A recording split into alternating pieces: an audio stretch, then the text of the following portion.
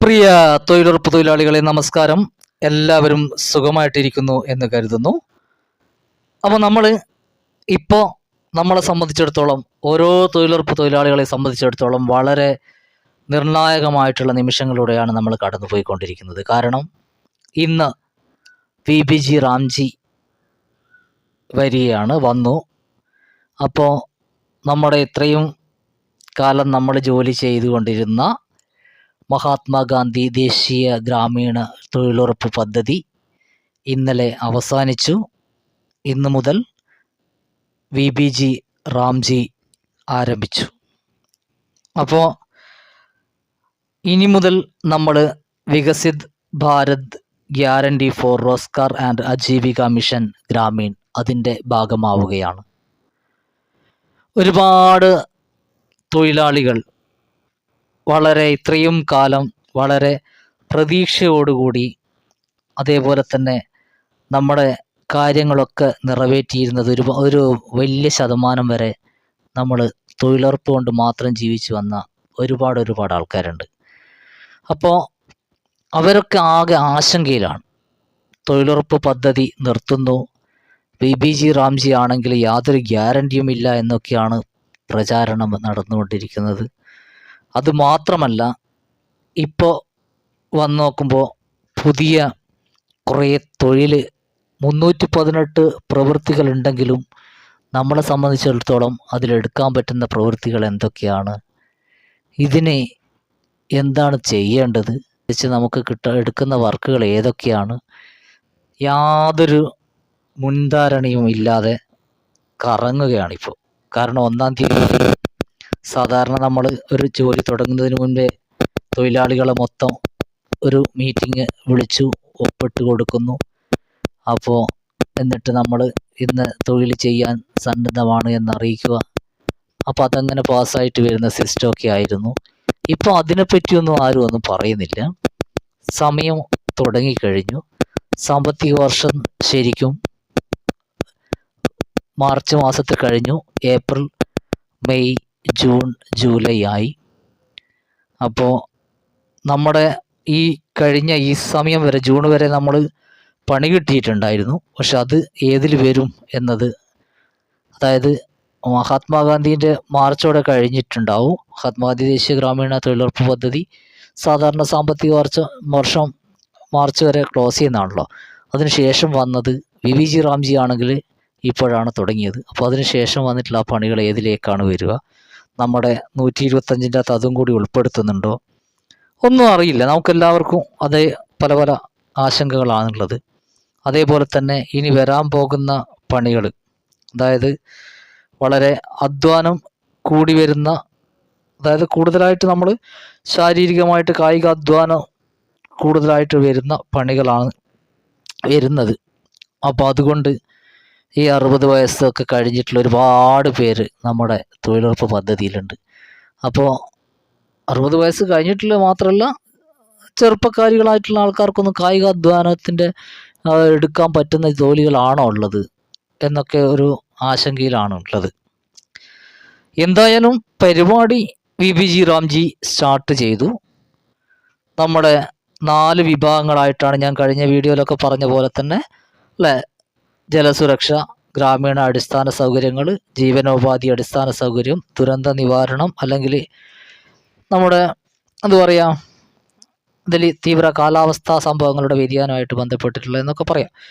അപ്പോൾ എന്തായാലും ഇങ്ങനത്തെ ഇതിൽപ്പെട്ടിട്ടുള്ള ജോലികളാണ് ചെയ്യുന്നതെന്ന് പറഞ്ഞ് നമുക്ക് 318 പ്രവൃത്തികളുടെ ഒരു ലിസ്റ്റ് തന്നിട്ടുണ്ട്. നമുക്കിതിൽ എന്ത് ചെയ്യാൻ പറ്റും എന്നതിനെക്കുറിച്ച്.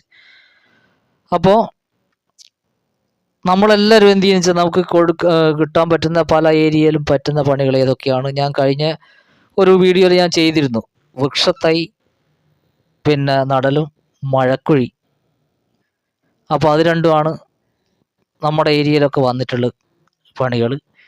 അപ്പോൾ ഇനിയിപ്പോൾ അതിലൊരുപാട് പണികളുണ്ട്, പറ്റിയ പണികളുണ്ട് എന്നൊക്കെയാണ് ഇപ്പോൾ അറിയാൻ കഴിയുന്നത്.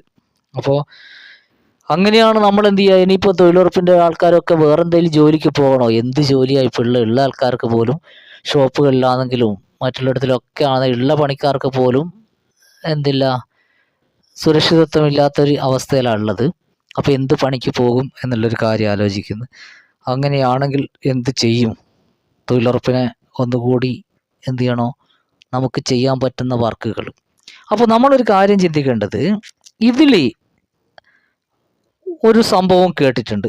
ആ ജോലി ആവശ്യപ്പെട്ടിട്ട് 15 ദിവസത്തിനകം തൊഴിൽ നൽകണം എന്ന് പറയുന്നു. അപ്പോൾ അങ്ങനെയാണെങ്കിൽ നമുക്ക് നമുക്ക് ജോലി എഴുതി കൊടുത്ത് 15 ദിവസത്തിനകം കിട്ടണ്ടേ?